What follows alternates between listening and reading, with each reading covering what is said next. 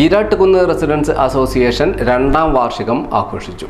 കോഴിക്കോട് ജില്ലാ പഞ്ചായത്ത് മെമ്പർ രാജീവ് പെരുമൺപുറ ആഘോഷ പരിപാടികൾ ഉദ്ഘാടനം ചെയ്തു.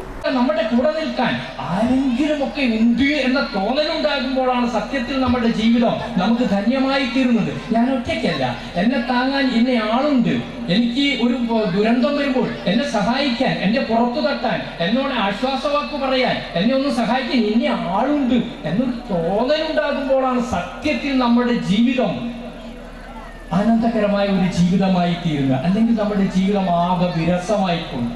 അതുകൊണ്ട് ഞാൻ അവസാനിപ്പിക്കുന്നു പ്രിയമുള്ളവര്, മതിലുകളെല്ലാം അകന്ന് മനസ്സിന്റെ അതിരുകൾ ആകാശമാകുമെന്ന് മൊഴികൾ തൻ തോടുടഞ്ഞതിനുള്ളിൽ നിന്നും ഒരേ പൊരുളിൻ കിളിക്കുഞ്ഞുണരുമെന്നും ഒടുവിലീ ഭൂമി നാം ഒന്നിച്ചു വിതയേറ്റി കതിർ കൊയ്യും വയലേലയാകുമെന്നും ഒരു പൊന്നൊലീവും ഒരു ഈന്തൽപ്പനയും ഒരു ബോധി തരുവുമായി സല്ലപിക്കെ ഒടുവിലീ ഭൂവിലെ നമ്മുടെ ആവാസം ഒരു സംഗീതമാകുമെന്നും വെറുതെ ഞാൻ ഓരോരോ സ്വപ്നങ്ങൾ കാണുന്നു.